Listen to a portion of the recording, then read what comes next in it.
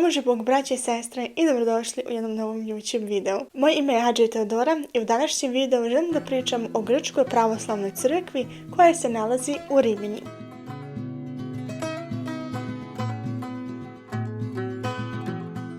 Bila sam prošle godine sa sestrom u Italiji, a obišli smo Rimini, San Marino i Bolonju.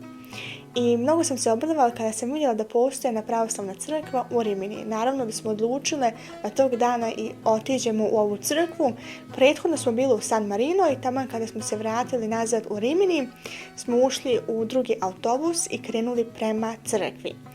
Pošto Rimin ima mnogo kružnih tokova i na Google Maps je bio označen jedan kružni tok gdje je iza stajala ova pravoslavna crkva. Ja naravno nisam gledala baš na stanicu i vidjela sam samo kružni tok i jedna stanica i rekla sam sestri, a joj moramo sad izaći, evo sad će crkva biti odmah iza. I mi smo izišli, idemo mi korak po korak, a ono nigdje crkve nema. I mi nas onako gledamo, pa mora biti sad zaista tu iza u tom ćošku stoji crkva, a ispred je taj kružni tok. I odšla ja na Google Maps kada mi smo 2 i nešto kilometra još odaljeno od crkve. Mi svi u šoku. Kad će doći sljedeći autobus, neće za 20 minuta. A sunce upeklo, nema nigdje hladovine. I štaš, morali smo pješke da hodamo. Usput smo vidjeli jednu aleju drveća. Baš je tu bilo malo hlada, ali ono što je najbilo bolje jeste da je tu bila jedna trgovina, tako da smo ušli unutra da kupimo sebi vode, jer smo sve dotlem popili i da se malo rashladimo. Idemo mi i vidimo iz daljine još jedan kružni tok i tamo izvire jedna crkva. I mi na kojoj, hvala Bogu, eno je još kilometar koliko ona cesta još bila dučka.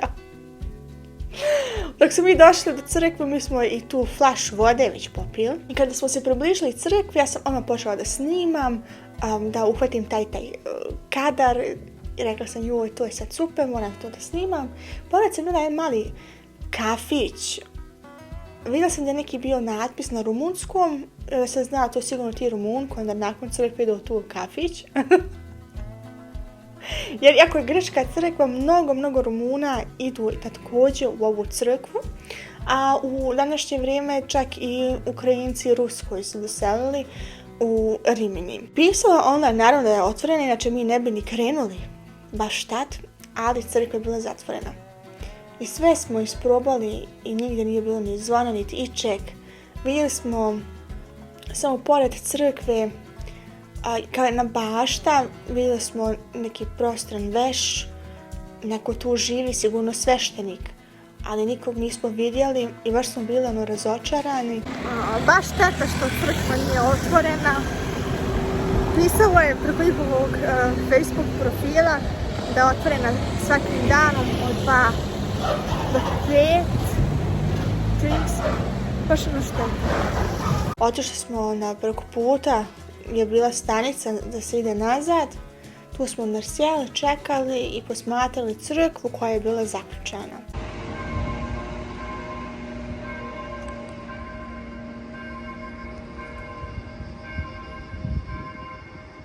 A to ono što ja uvijek često kritizujem kada već piše na Google Maps, a ne samo i na Google Maps, nego i na stranici crkve, nebitno na oficijalnoj stranici ili na stranici preko njihovih društvenih mreža i da je ona otvorena i na kraju je ona zaključana. I to je nešto što nikad neće biti jasno. Napišite zaista kad je otvorena i gotovo. Tako da je to bio zaista jedan kratak doživljaj, ali put je bio dug. I što da kažem, mi smo se kasnije vratili nazad do hotela.